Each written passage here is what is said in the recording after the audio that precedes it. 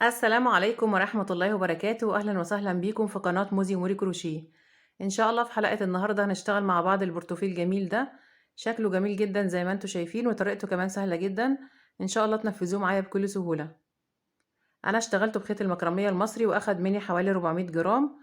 تقدري تنفذيه بأي نوع خيط يكون مناسب مع الإبرة المناسبة ليه، وتشتغلي بنفس الطريقة اللي احنا هنشتغل بيها مع بعض النهاردة.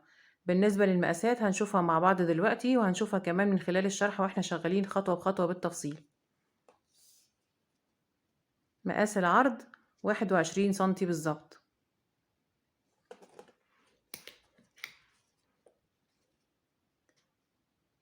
والارتفاع 15 سنتي. تقدري تتحكمي في المقاسات حسب ما انت عايزة، تكبري او تصغري حسب المقاسات اللي انت عايزاها.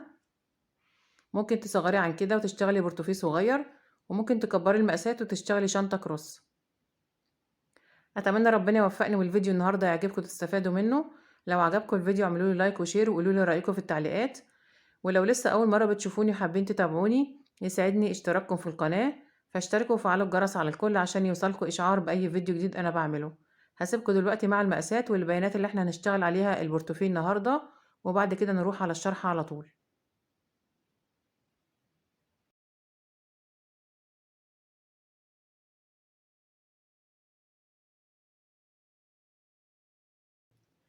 انا هشتغل بخيط مكرمية مصري متوسط السمك، وابرة رقم 5 مليمتر.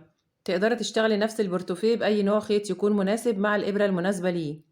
هنبدأ نشتغل سلسلة البداية باي مقاس احنا عايزينه، بس يفضل ان عدد السلاسل يكون عدد فردي عشان اعرف اركب القفل في النص بالظبط. لو انت هتستخدمي قفل زي ده ليه سنين او حتى ليه 3 سنون، اشتغلي عدد السلاسل فردي. انا هشتغل 19 سلسلة. بعمل عقدة البداية بالطريقة دي كده، وهبدأ كده بسم الله.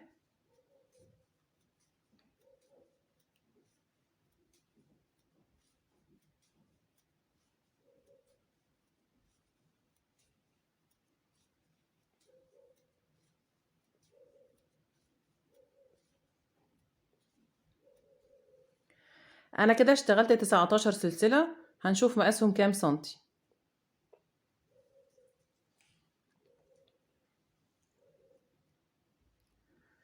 18 سنتي بالظبط. نخلي بالنا سلسلة البداية بعد ما هشتغل عليها غرز الحشو المقاس هيزيد معايا حوالي 2 سنتي. بعد كده برتفع كمان سلسلة وبحسبها ارتفاع لغرز الحشو اللي انا هشتغلها، وبسيبها وبرجع على السلاسل اللي قبلها، وبشتغل 19 غرزة حشو. هشتغل غرز الحشو في الحلقة اللي في الظهر من ورا. انا عندي السلسلة بتاعتي حرف الفي زي ما احنا شايفين، الامامي اللي قدامي والخلفي اللي ورا. بسيب حرف الفي وبقلب السلسلة وبشتغل غرز الحشو في الحلقة اللي في الظهر من ورا. غرزة الحشو بشتغلها ازاي؟ معايا لفة على الابرة، بفوت اخر سلسلة اللي هي الارتفاع، وبدخل في السلسلة اللي قبلها، بسحب الخيط بقى معايا لفتين، بسحب وبطلع من اللفتين. دي غرزة الحشو. هكمل على كل السلاسل، كل سلسلة بشتغل فيها غرزة حشو.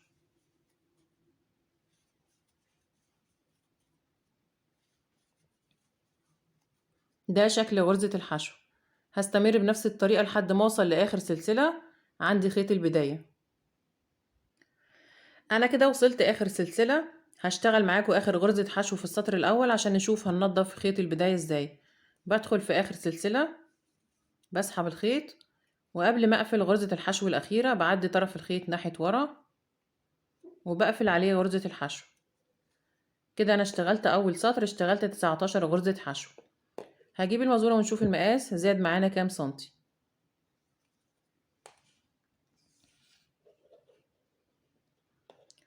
المقاس بقى 20 سنتي بالظبط. برتفع سلسلة وهبدأ السطر التاني، بس قبل ما ارتفع السلسلة بعدي طرف الخيط ناحية قدام تاني، وبقفل عليه سلسلة الارتفاع.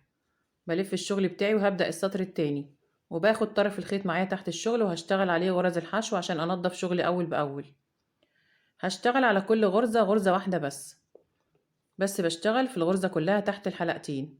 بعد ما ارتفعت سلسلة بدخل في اول غرزة تحت الارتفاع، تحت حرف الفي الامامية والخلفية، وباخد الخيط معايا وبشتغل اول غرزة حشو في السطر التاني.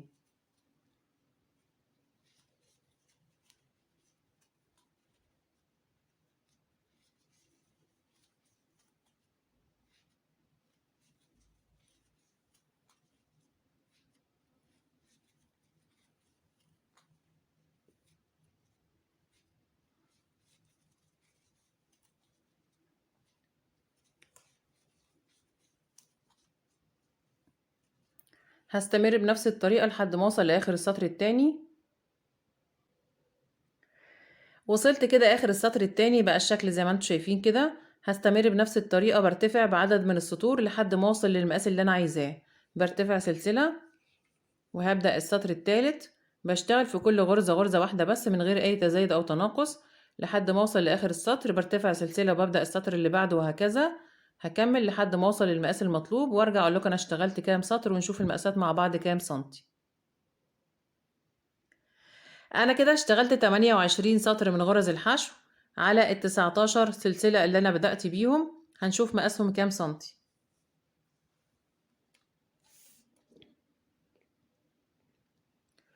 25 سنتي بالظبط، والعرض زي ما شفنا قبل كده في البداية 20 سنتي بالظبط. هعمل ايه بعد كده؟ هبدأ اشتغل الجزء بتاع القلاب واللي هيكون فيه غرزة الفشارة. برتفع سلسلة وبلف الشغل وبشتغل اول غرزة تحت الارتفاع على طول غرزة حشو. الغرزة التانية بشتغل فيها غرزة فشارة. غرزة الفشارة عبارة عن 4 أعمدة بلفة، كل عمود بسحب من أول لفتين بس، وبعد كده بسحب الخيط من الأربع أعمدة مرة واحدة. معايا لفة على الإبرة، باخد لفة من الخيط وبدخل في الغرزة التانية، بسحب الخيط، بقى معايا 3 لفات، بسحب من أول لفتين بس، اتبقى معايا لفتين. باخد خيط على الإبرة وبدخل في نفس الغرزة، بسحب الخيط، بقى معايا 4 لفات، بسحب من أول لفتين بس، اتبقى معايا 3 لفات. باخد خيط على الإبرة وبدخل في نفس الغرزة، بسحب الخيط، بقى معايا 5 لفات، بسحب من أول لفتين بس، اتبقى معايا 4 لفات. باخد خيط على الإبرة وبدخل في نفس الغرزة، بسحب الخيط، بقى معايا 6 لفات على الإبرة، بسحب من أول لفتين بس، اتبقى معايا 5 لفات. بسحب الخيط من ال5 لفات مرة واحدة. دي غرزة الفشارة. بقلبها لورا كده وبشتغل بعدها 3 حشو. 1 2 3. هكرر تاني، بشتغل غرزة فشارة و3 حشو.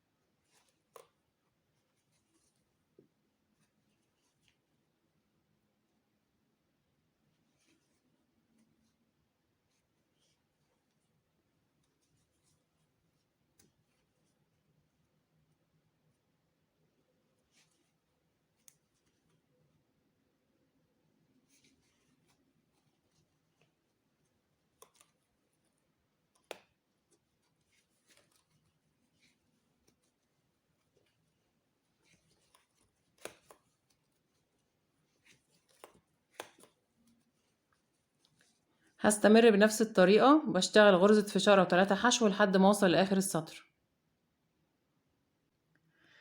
وصلت اخر السطر واشتغلت في الغرزة اللي قبل الاخيرة غرزة فشارة، فاضل اخر غرزة هشتغل فيها غرزة حشو. كده انا خلصت اول سطر من القلاب، اشتغلت 5 غرز فشارة والشكل بقى كده.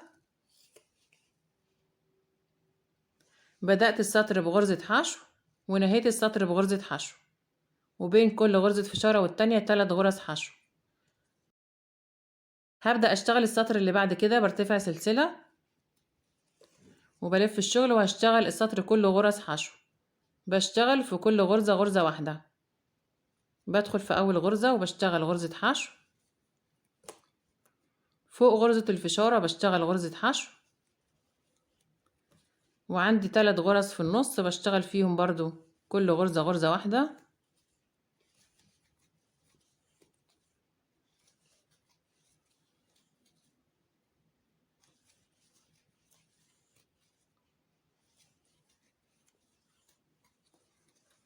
هكمل لحد ما اوصل لاخر السطر، هيبقى معايا 19 غرزة حشو. وصلت كده اخر السطر واشتغلت 19 غرزة حشو بقى الشكل كده. هبدأ السطر اللي بعده وهشتغل فيه غرزة فشارة، بس انا عايزة اعكس مكان الغرزة، مش عايزة غرزة الفشارة تبقى فوق بعضيها، عايزاها تبقى في النص.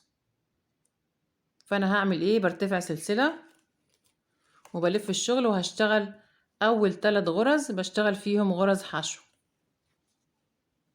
بشتغل 3 حشو، 1 2 3، والغرزة الرابعة بشتغل فيها غرزة فشارة.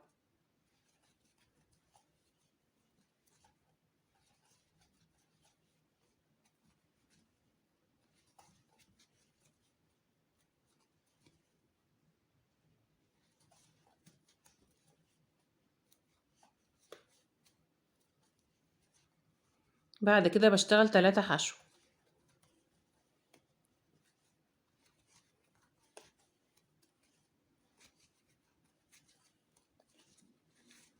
هكرر بنفس الطريقة، بشتغل غرزة فشارة و3 حشو لحد ما اوصل لاخر السطر. وصلت كده اخر السطر، اشتغلت 4 غرز فشارة، بدأت السطر ب3 غرز حشو ونهيت السطر ب3 غرز حشو. برتفع سلسلة وهبدأ السطر اللي بعده وهشتغل كل غرز حشو. بشتغل في كل غرزة غرزة واحدة بس، هيبقى معايا في اخر السطر 19 غرزة حشو.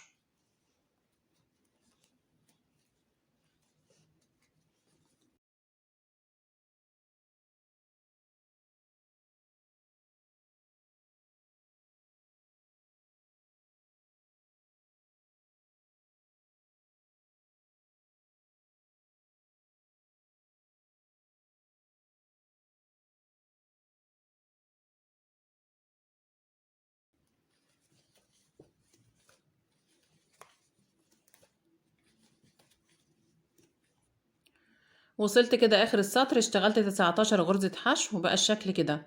هكرر بقى السطرين دول لحد ما اوصل لمقاس القلاب اللي انا عايزاه. بس نخلي بالنا اول سطر من غرز الفشارة ببدأه بغرزة حشو واحدة وبشتغل فيه 5 غرز فشارة وبنهي السطر بغرزة حشو واحدة. السطر التاني من غرز الفشارة ببدأ ب3 غرز حشو عشان اعكس مكان الغرزة، وبنهي السطر برضو ب3 غرز حشو، وهيبقى فيه 4 فشارة زي ما احنا شايفين. هكرر السطرين دول لحد ما اوصل للمقاس اللي انا عايزاه وارجع لكم تاني. انا كده خلصت القلاب، اشتغلت 5 ادوار من الغرزة، يعني اشتغلت 10 سطور، سطر فيه غرزة فشارة وسطر غرز حشو لحد ما وصلت للمقاس اللي انا عايزاه. هنشوف برضو المقاسات كام سنتي.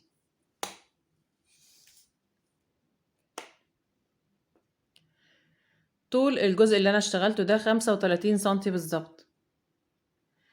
هعمل ايه بعد كده؟ هبروز القطعة دي كلها بغرز الحشو، هلف عليها بغرز الحشو لحد ما اوصل لنقطة البداية.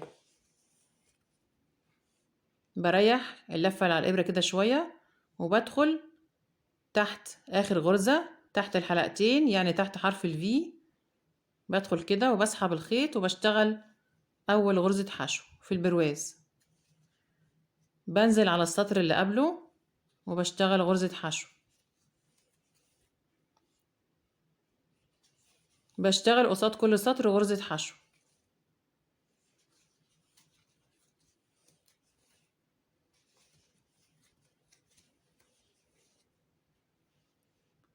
هكمل كده بنفس الطريقة لحد ما اوصل لآخر الجنب ده. أنا كده اشتغلت غرز حشو على الجنب الأول لحد ما وصلت آخر غرزة، هشتغل فيها غرزتين حشو مع بعض.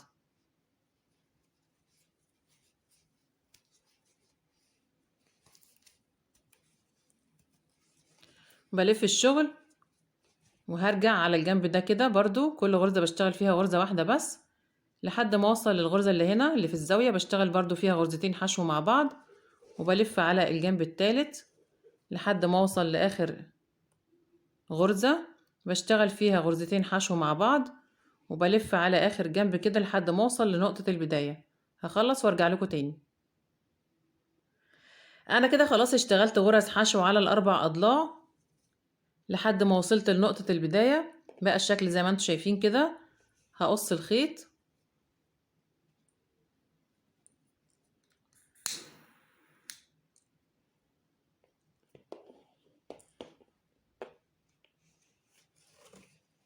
وبسحب الخيط من اخر غرزة،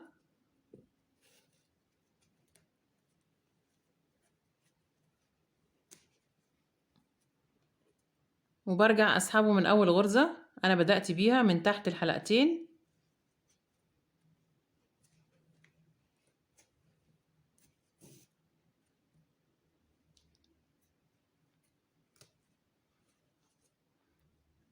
وبسحبه تاني من اخر غرزة من نص حرف الفي.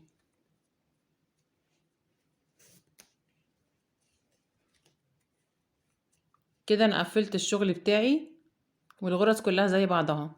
هنضف الخيط الزيادة في ظهر الشغل من ورا.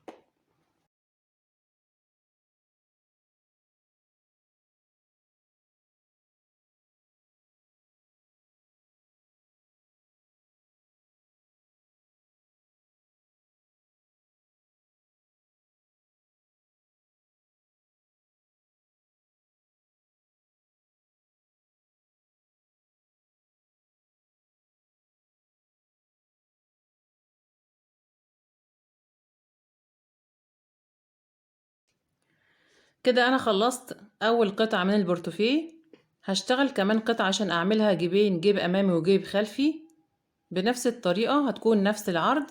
هبدأ ب19 سلسلة وهشتغل عليهم 30 سطر من غرز الحشو. هشتغل جزء زي ده كده بس هيكون 30 سطر بدل 28 بنفس العرض، وهبروزه برضو بغرز الحشو بنفس الطريقة. هخلص الجزء التاني ونرجع نشوف هنكمل ازاي. انا كده خلصت الجزء التاني، اشتغلته بنفس الطريقة اللي اشتغلت بيها الجزء الاول، نفس مقاس العرض. بدأت ب19 سلسلة زائد واحدة ارتفاع، واشتغلت عليهم 30 سطر من غرز الحشو. بعد كده بروزت الثلاث اضلاع دول بغرزة الحشو، 3 اضلاع بس، وسبت الضلع الرابع ما بروزتهوش بغرز الحشو، وسبت الخيط عشان هقفل بيه وثبته. بقى الشكل زي ما انتم شايفين كده. الجزء ده انا هعمله جيب امامي وجيب خلفي، والجزء اللي فيه القلاب هيبقى في النص. ده وش الشغل بتاعي، بقلب كده، وده وش الشغل بقلب كده، وبحط الجزئين على بعض وبظبط عدد السطور.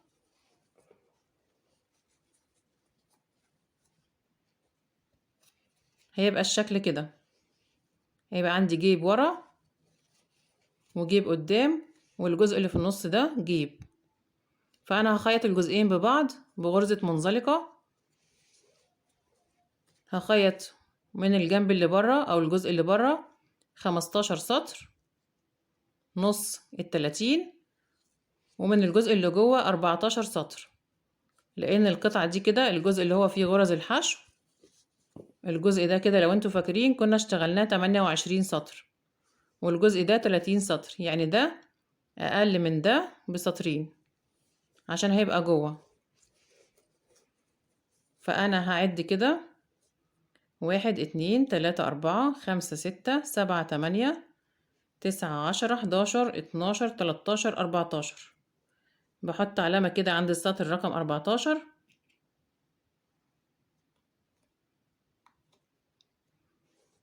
وبعد من هنا 15 سطر. 1 2 3 4 5 6 7 8 9 10 11 12 13 14 15. بشبك الجزئين مع بعض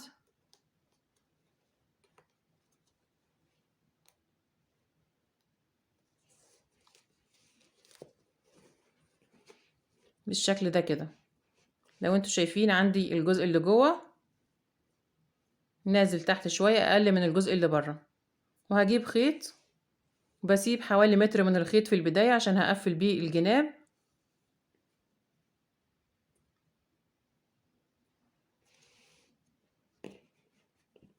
وبدخل كده بسيب الغرزة اللي هي بتاعة البرواز، وبدخل من الغرزة اللي انا اشتغلت فيها البرواز اللي هي اخر غرزة في السطر ده كده مع الغرزة المقابلة ليها من تحت،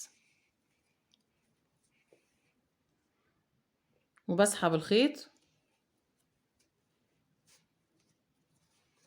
وهبدأ اشتغل غرز منزلقة. بدخل في الغرزة التانية مع الغرزة المقابلة ليها، الخيط معايا اهو، وبسحب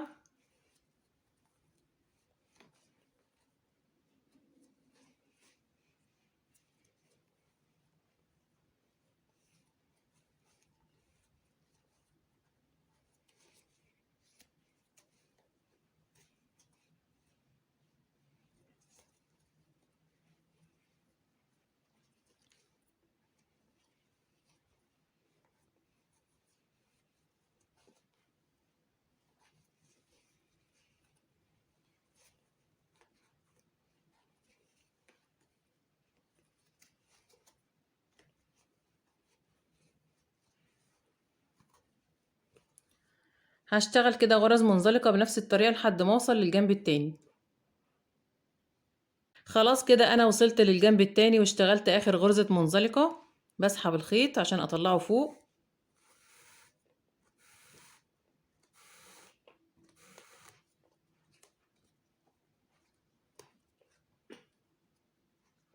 ده شكل غرزة المنزلقة. بشيل العلامة خلاص. ده طرف الخيط اللي في الجنب التاني، وهطلع كمان طرف الخيط اللي في الجنب الاول.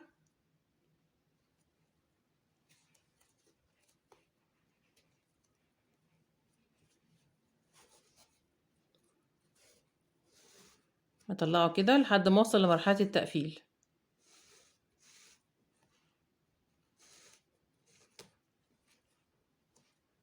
بسحبه كده بخليه بين القطعتين،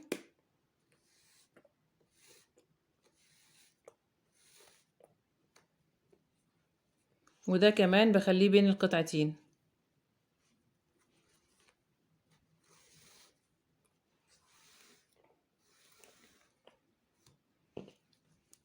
دي اطراف الخيط اللي انا هقفل بيها الجناب، الجزء اللي في النص. وده الطرف التاني اهو. بطبق كده واطبق الجزء اللي بره كمان، هيبقى الشكل كده. وده القلاب، وده الجيب الخارجي اللي ورا. هجيب القفل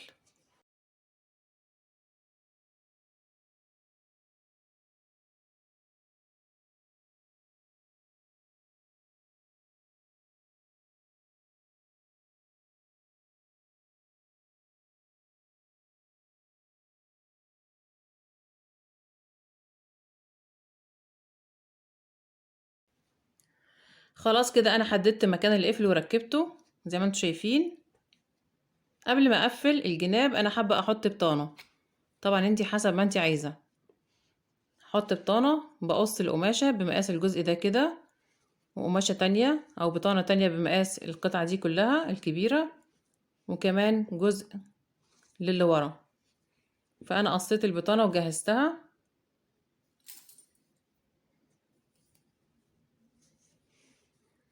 كده.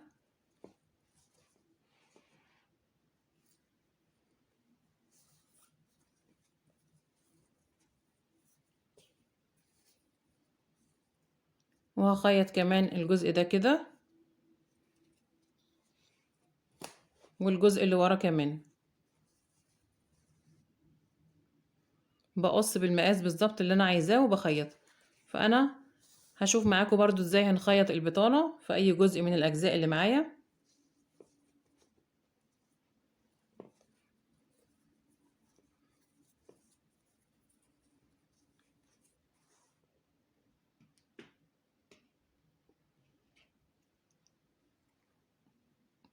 معايا خيط نفس لون البطانة، لون الكحلي. هبدأ من هنا كده،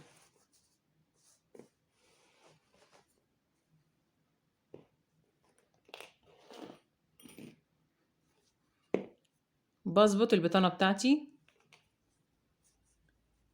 على اخر سطر انا اشتغلته، وبخيط بالغرزة السحرية.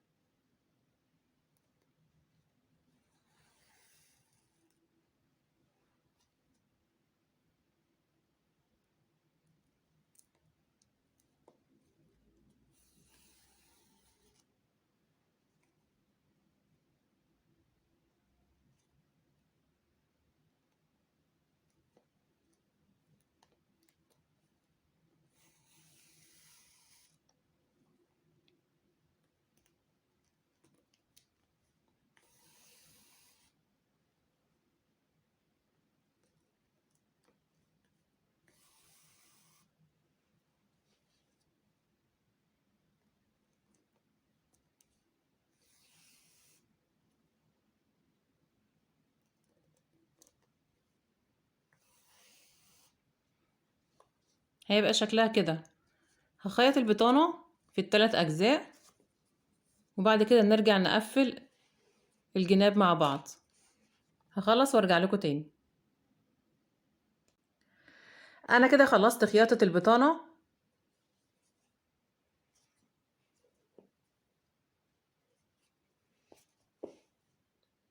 هنبدأ نقفل الجناب. عندي طرفين الخيط دول بتوع غرزة المنزلقة اللي انا قفلت بيها الجنبين مع بعض من تحت. الطرفين دول هخيط بيهم الجزء اللي في النص.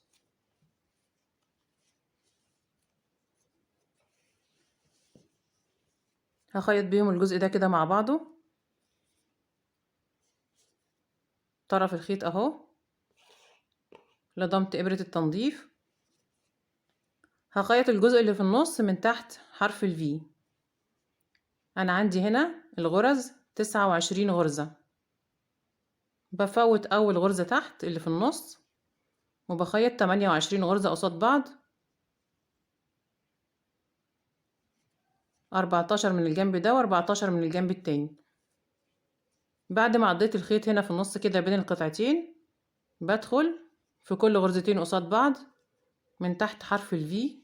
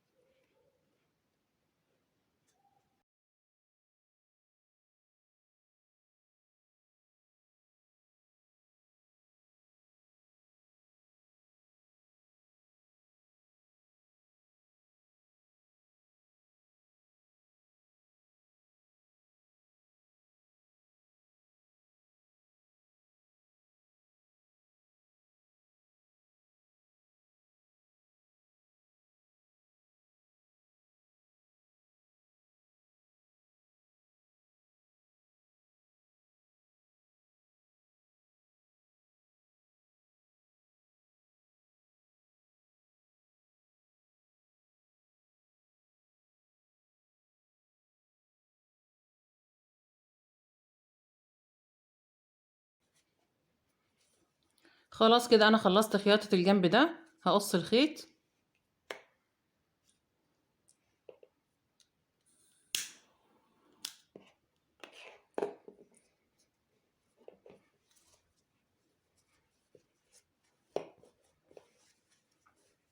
وهلضم خيط تاني جديد في الإبرة عشان هخيط الجزء التاني.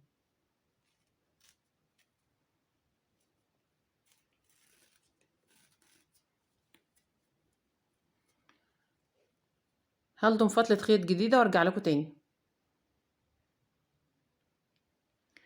جبت الخيط والإبرة وهنبدأ نخيط القطعة التانية كده مع القطعة الأولى. أنا عندي هنا 31 غرزة. القطعة اللي برا أزيد من اللي جوه بغرزتين.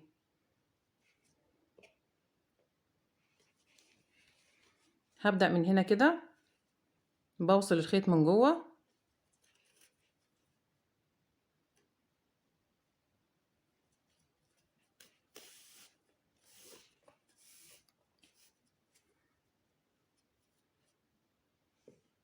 هعيد على أول غرزتين كمان مرة عشان أثبت الشغل بتاعي.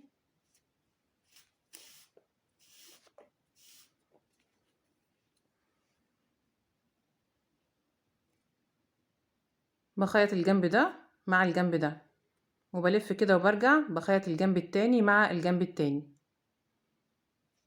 برضو من تحت حرف الفي.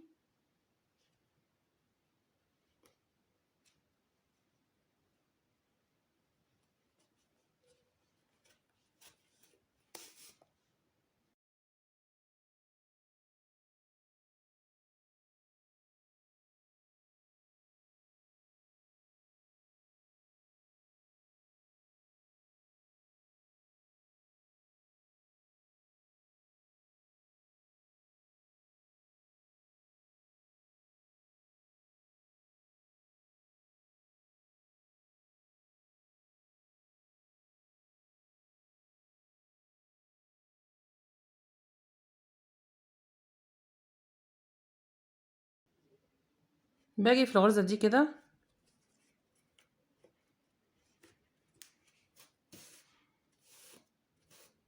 وبخيطها مع غرزتين من الجنب ده عشان انا عندي غرزتين زيادة. خيطت دي مع دي بدخل في هنا تاني وبروح على الغرزة اللي بعدها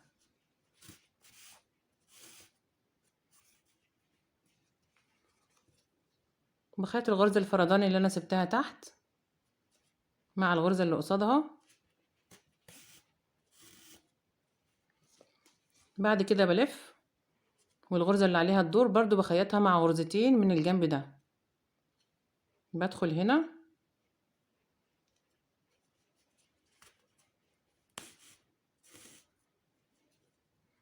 وبدخل فيها كمان مرة مع الغرزة اللي بعدها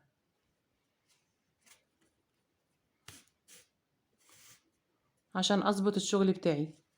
هكمل كده لحد ما اوصل للاخر وارجع لكم تاني. انا كده وصلت اخر الجنب ده. هثبت الخيط بدخله جوه كده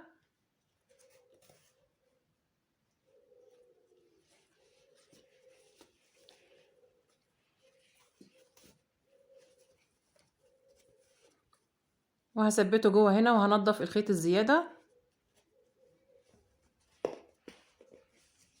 ده شكل الخياطة شكلها جميل جدا. هخيط الجنب التاني بنفس الطريقة ونرجع نشوف الشكل النهائي عامل ازاي. خلصت خياطة الجناب وده الشكل النهائي للبورتوفيه. شكله جميل جدا زي ما انتم شايفين. وده شكل الخياطة الشكل من جوه وده الجيب الخارجي اللي ورا.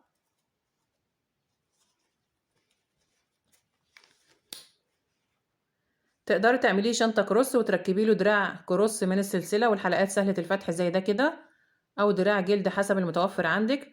ولو مش متوفر عندك سلسلة او دراع جلد تقدري كمان تشتغلي دراع كروس او ايد للبورتوفيه بنفس الخيط اللي انت اشتغلتي بيه. هسيب لكم في صندوق الوصف تحت الفيديو ده اكتر من فيديو لطريقة عمل اكتر من شكل من اشكال ايادي الشنط عشان لو حابين تشتغلوا دراع كروس بالخيط او ايد للبورتوفيه بالخيط. وهسيبها لكم كمان على الشاشة من فوق في الشريط الابيض في علامة الاي. بكده نكون خلصنا حلقة النهاردة. اتمنى يا رب يكون الفيديو عجبكم تكونوا استفدتوا منه. لو عجبكم الفيديو اعملوا له لايك وشير وقولوا لي رأيكم في التعليقات. وما تنسوش تشتركوا في القناة لو لسه ما اشتركتوش وتفعلوا الجرس على الكل عشان يوصلكوا اشعار باي فيديو جديد انا بعمله. وان شاء الله نتقابل في الفيديو اللي جاي وشكرا ليكم والسلام عليكم ورحمة الله وبركاته.